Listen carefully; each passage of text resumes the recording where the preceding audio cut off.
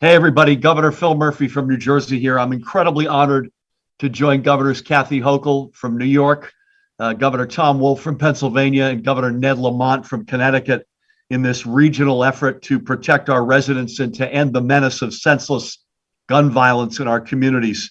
This effort continues our partnership through our States for Gun Safety Coalition. As we've noted before, when we work together as regional partners to enact regional solutions, we're far better off than if we all go on our own. And we clearly saw that throughout the pandemic. And a critical piece of this is sharing information so we can put smart policies to work. I'm proud of what we've done in New Jersey as it relates to common sense gun safety laws. We are among the vanguard nationally, and I stand shoulder to shoulder with my colleagues in the realization that our work is far from done. None of us on the screen here are blind to the fact that our individual states' gun laws are only as good as those in the rest of our neighborhood. In New Jersey, in the first half of 2021, the data released by our Attorney General's office shows that roughly 85% of the crime guns recovered here between January and July came from out of state. Our state and frankly, our region remains the final destination for guns flowing from the south, especially along the iron pipeline. Fully 25% of traced crime guns come from just three states, Florida, Georgia, and South Carolina, where weak gun laws are ripe for exploitation. And again, it bears repeating, in our state, 85% of the crime guns came from out of state. The reality is that guns don't understand the concept of state lines, but those who purchase them do. Working together, we can, as a region, put in place the safeguards we need to combat the trade in illicit guns as we continue imploring Congress to enact strong national gun safety measures. That's why we're signing this memorandum of understanding today to share with each other states relevant crime gun statistics on a regular basis with the designated law enforcement agencies. It's a classic case where there's safety in numbers. We're stronger if we move as a region. And I'll speak for myself, and I suspect we're all in violent agreement. We couldn't have better partners than the folks on this screen. Again, I thank my fellow governors for their commitment to public safety and to closing the pipeline of guns that lead to our state. And it is my great honor to introduce the governor of the great state of New York, Governor Kathy Hochul. Well, thank you, Governor Murphy, for your incredible leadership on this and so many other areas where we have a common bond as the governors of the adjoining states of Pennsylvania, our friend Tom Wolf, as well as Ned Lamont from Connecticut. And I want to thank all of you for your willingness to collaborate. It's not always a word used in terms of governors or people in our positions, but it's the way we get things done for the people we are honored to represent. And the gun crisis, the gun violence crisis, has been with us a long time. As a young staffer on Capitol Hill for Senator Moynihan many decades ago, we worked on this issue.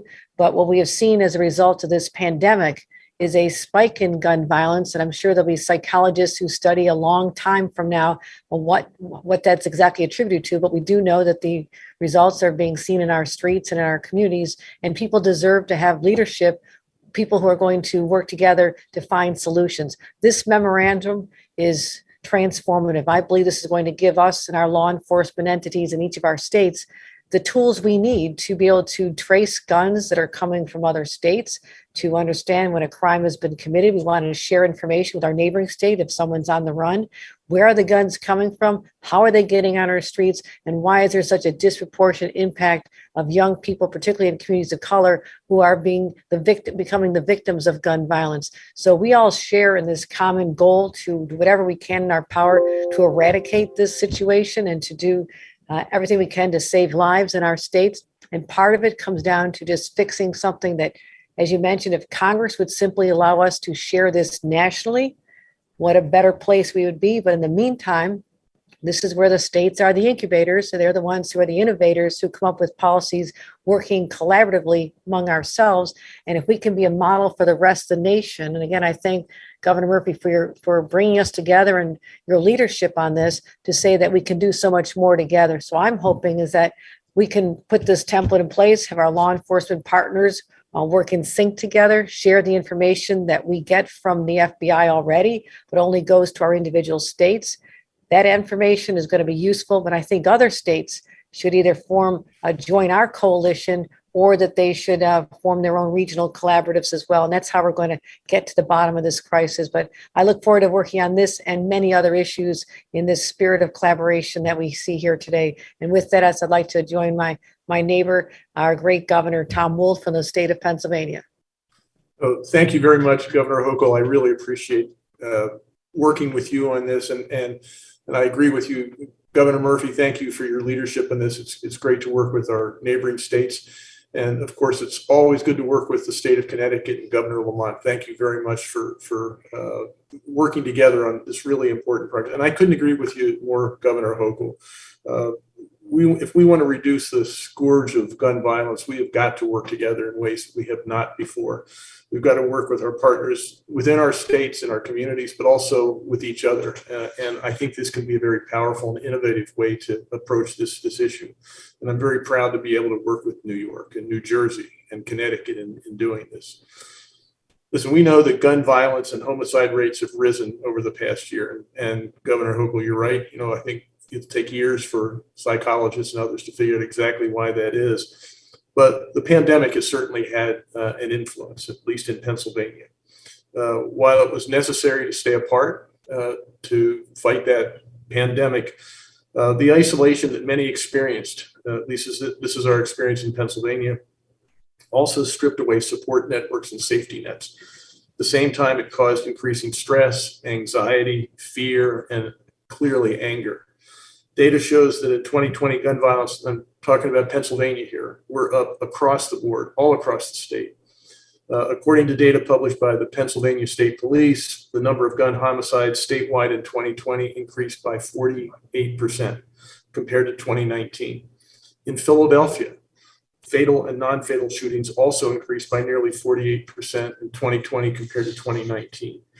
And in the first 8 months of 2020, almost as many people have been shot in the city of Philadelphia as were shot in all of 2019. Gun violence cuts right to the heart of our communities, tearing families apart. It sows fear, it sows distrust. And just like so many forms of systemic inequality, and Governor Hochul, you said this very well, interpersonal gun violence disproportionately affects people in communities of color.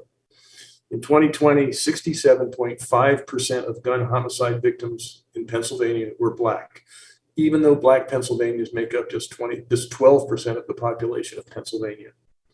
Reducing gun violence in communities throughout Pennsylvania is a priority for me and my administration. And that's why in 2019, I signed an executive order making sweeping changes to reduce gun violence in Pennsylvania. I created the Special Counsel on Gun Violence within the Pennsylvania Commission on Crime and Delinquency.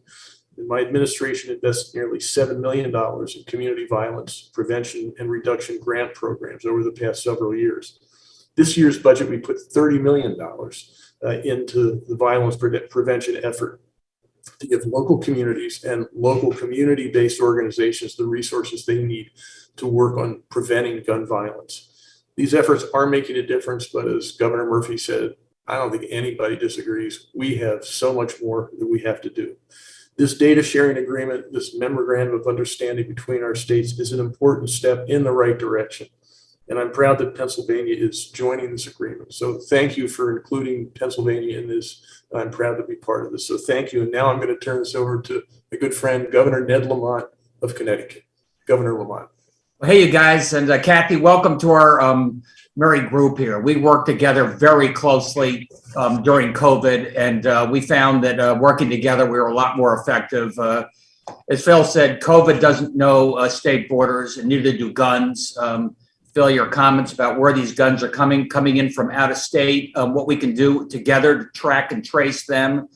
Phil, you're right. I mean, talking just about gun violence is a symptom of so much more that's going on in this post-COVID world, the isolation, the quarantine, what that's done in terms of stress, what that's done in terms of extreme activities going on in our schools, on our streets, and guns just exacerbate that.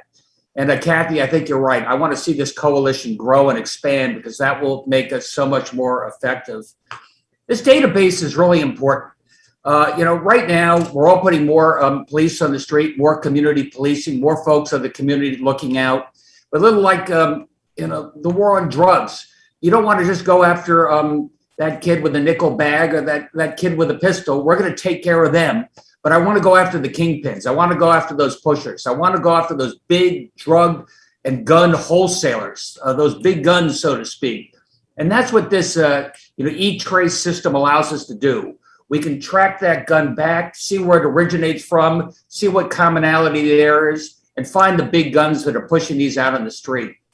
Despite our best efforts, despite our best gun safety laws, we have more damn guns in the street than we ever have before. And if you're not taking guns seriously, you're not taking law and order seriously. And that's why I'm really proud to be with each and every one of you. And Phil, thank you so much for convening us and getting us together and taking a lead on this.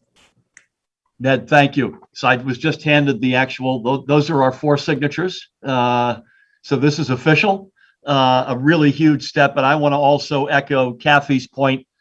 This is a coalition that I believe should grow, and it will grow as we welcome in more of our fellow governors and fellow states. And Kathy also alluded to another point: in the absence of national action in Congress, maybe there are different coalitions in different parts of the country that may not be neighbors with us, but that who should be doing the same thing. So to each and every one of you, Governor Hochul, Governor Wolf, Governor Lamont, my late mother would say, you're known by the company you keep. We're all keeping darn good company on this one. Wish you a great day ahead. And again, this is a huge step for our region. And I can't thank you enough, everybody. Thank you. Take care, folks. That's it. Take care.